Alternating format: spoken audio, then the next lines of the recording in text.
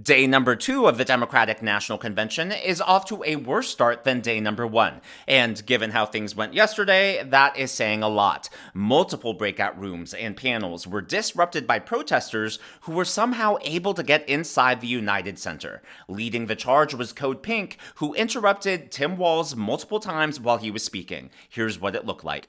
Stop killing women! Stop killing women! It was a big crowd. Supporters signed. And Stop killing women in Gaza! Stop killing women in Gaza! Stop killing women in Gaza! Stop killing women in Gaza! Stop killing women in Gaza! Stop killing women in Gaza! So, similar to the Republican National Convention, the way the DNC works is they have the main event in the large arena, but they also, throughout the day, have smaller panels and breakout rooms, meetings for different coalitions, for different caucuses, so they can talk about the issues that are important to them. Basically, they want to shape the Democrat Party's platform. And so these disruptions were happening during these panels and during these breakout rooms throughout the entire day.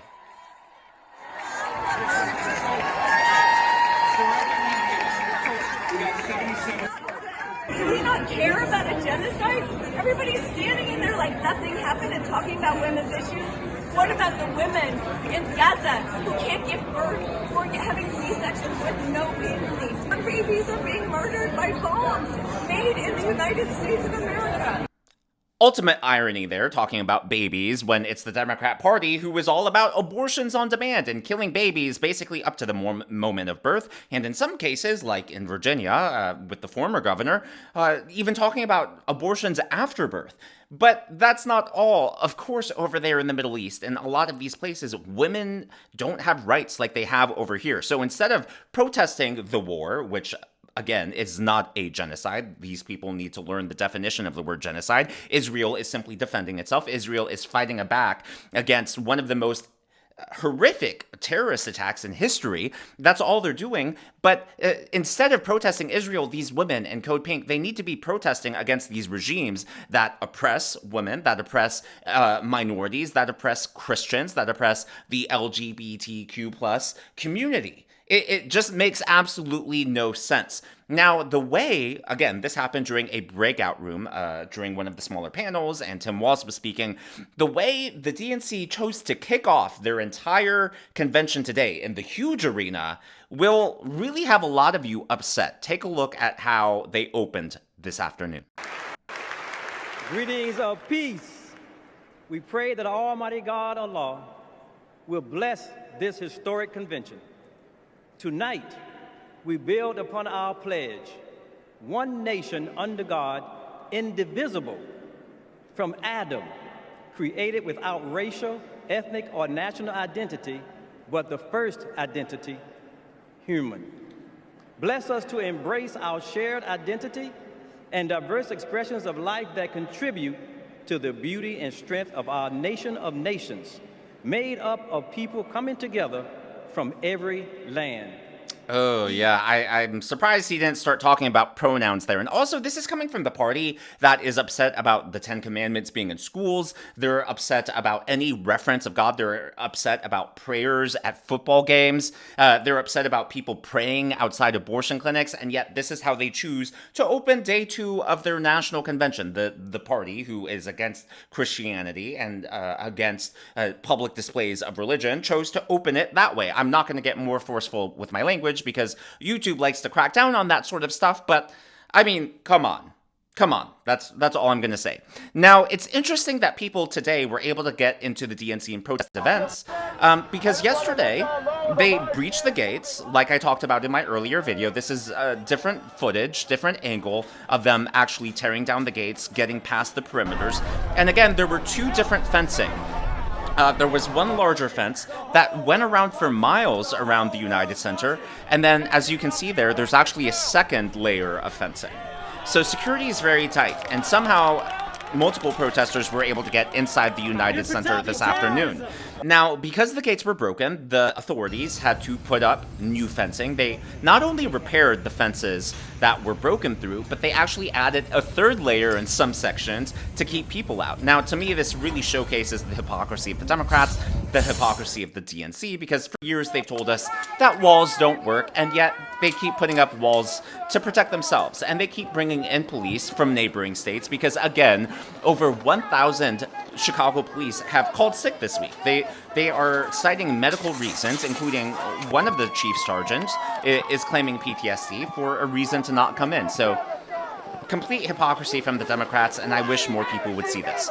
What's really alarming, though, is that for weeks now, we've been told that these protests would be huge. In fact, they were expecting over 100,000 people to descend on Chicago to protest the DNC. And within that 100,000, over 200 groups were supposed to form this coalition. Well, yesterday, the high end of estimates said it was 15,000, which would match what happened in 1968. But most estimates had it a lot lower at around 3,000 to 7,000. So a lot smaller from the 100,000 that were expected. So that actually has Chicago police alarmed because they were expecting such a larger number. And where are these people? Was the intelligence wrong? Or is something bad potentially coming? So take a look at this clip. This was taken earlier this afternoon. Not a single protester in sight. And that actually has a lot of Chicago police alarmed because there were two major protests planned. One big one yesterday when Joe Biden was speaking to pass his torch to Kamala Harris. And then on Thursday when Kamala Harris speaks. So two big speeches, but two big protests, but there were also multiple protests planned for throughout the week. And no one showed up to the protest today. Well, 710 KNUS News, which is based in Chicago, they're reporting, one of the reporters actually talked to the police, and they are very alarmed. They are very concerned about what could potentially happen. Here's what they had to report. So I'm in downtown Chicago. Now, yesterday I was here, and there were nearly 5,000 people protesting at Union Park, and then they marched down to the United Center. Today, nothing. It is totally quiet here. There's not even like small pockets of protesters. And I talked to Chicago Police Department. They said this is when you should be concerned because they don't know where the protests are. They haven't heard anything. I mean, we heard articles and speculation that this was going to be like 1968. And it is silent in Chicago. So I even came down to Trump Tower right there, right behind me, Trump Tower. Not a single protester. There's nobody around here. I have no idea what's going on. Either all the intelligence and all the speculation was wrong or something big is brewing. Pay attention. Obviously, I wish nothing but safety and the well-being for people in Chicago, but that is scary. And I think he's right. I think there's a weird dichotomy going on here. Either all the intelligence was wrong, or they're planning something bad, the protesters. And I've seen a lot of reports. A lot of the protesters are communicating via Telegram, which, of course, is a social media texting app. And a lot of those messages can go untraced. So apparently they're not even using public forums. They're not using public spaces like Facebook groups, which can easily be tracked by the authorities. If they're using Telegram, it's going to be a lot harder unless police officers have agents who are able to get inside those private messaging groups.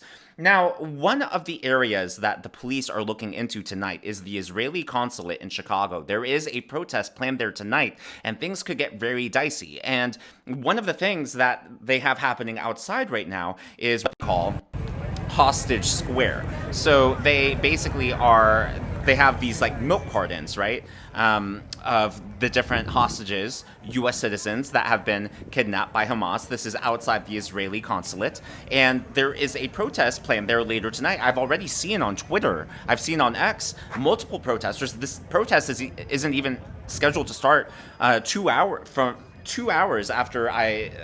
right now after I make this video.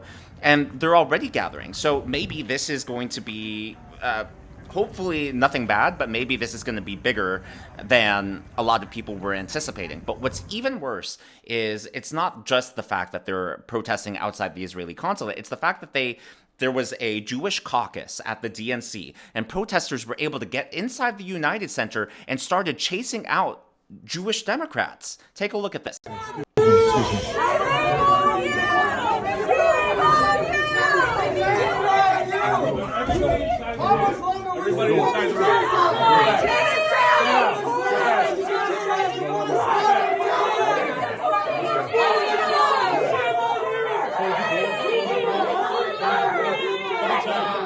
Again, notice how they're all wearing face masks. No one else is wearing a face mask. The guards aren't wearing face masks. The caucus goers aren't attending face masks. It's just the protesters. Why are they so afraid to just let their identity be known? Why do they feel the need to hide who they are? If they're so proud of their cause, then just show your face. It's not that hard of an ask. Also, the anti-Semitism that is brewing within the Democrat Party, and quite frankly, that the Democrat Party leaders have allowed to flourish and exist, I don't understand how there can be any Jewish person out there voting Democrat.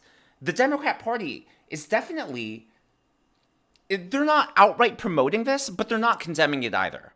And silence, when it comes to something like that, silence is complicity. When it is inside your own party and you have the power, you have the authority, you have the moral mandate to shut down that hatred, that racism, that bigotry, and they're not even doing that within their own party, I don't understand how quite frankly, how there's still such a large Jewish population that continues to vote for Democrats. Now, because the DNC is going on this week, a lot of the focus on the campaign trail has taken a back seat, and I haven't seen a lot of people talking about this, so I do want to talk about what happened this weekend. Both Donald Trump and Kamala Harris went to Pennsylvania, and well, when Kamala Harris pulled up in her bus, and you're about to see here in this video, the Harris bus, and she was on it with Tim Walz, there were more Trump supporters there greeting her than there were Kamala supporters, Harris supporters. And in fact, more people were there for President Trump than there were people at her own event. Take a look.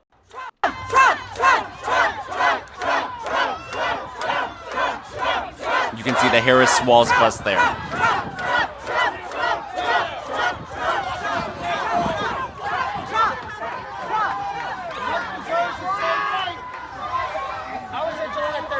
I love seeing that, and here's the thing. Pennsylvania is a must-win state for President Trump. His path to victory just shrinks dramatically if he doesn't win Pennsylvania. So seeing that really gives me a lot of hope that he'll be able to pull it off. And here is actually another video that compares Trump's rally in Pennsylvania to Kamala's rally in Pennsylvania, and it's not even close.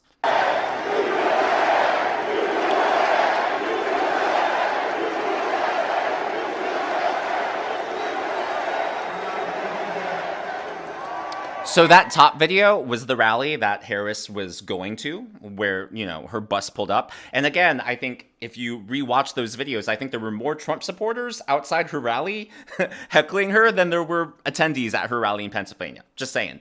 One last thing I want to talk about. A lot of us have been feeling that the economy is not in great shape, even though the government says that we're not in a recession and the numbers look great. Well, according to Bloomberg, the federal government is on the verge of revising their job numbers. They thought that employment had gone up, that more jobs had been created. Well, they're about to revise their job numbers even lower. They're going to say, well, they overestimated the number of jobs created by 600,000. So they're going to revise downward the number of jobs created by 600,000. In other words, the labor market isn't as strong as they thought it was.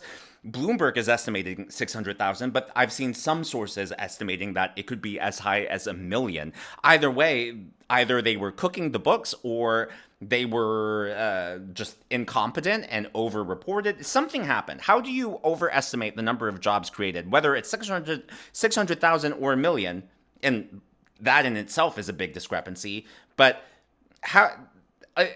I just have a hard time believing that it's sheer incompetence for it to happen month after month after month, because this isn't the first time they've done this. They have been continuously revising the job numbers lower. So even though we're not technically in a recession, I wouldn't be surprised if, similar to Joe Biden's cognitive decline, it eventually comes out that, hey, maybe the economic numbers haven't been as good as they've been made out to be by the mainstream media and the government. But as always, all of this is just my analysis, and I would love to know yours in the comments below. So what do you think about these DNC protests? Are they larger than you expected, smaller than you expected, somewhere in the middle? I'd love to know what you guys were expecting and how it's been living up to that so far. Do you think that this is all we're going to see, or do you think things are going to ramp up the closer we get to Kamala's coronation on Thursday? If you haven't already, please be sure to give me a thumbs up. I know it's a simple thing to ask, but it really does help me in the algorithm to reach more viewers like you. Also, I know I look really orange, yellow, golden. I film in my apartment, which is a pretty small, humble apartment, and I have a giant window here, and the sun is currently setting, so whenever it looks this color, it is the golden, beautiful sunset outside. God's awesome creation. Be sure to smash that subscribe button and to check out one of these videos.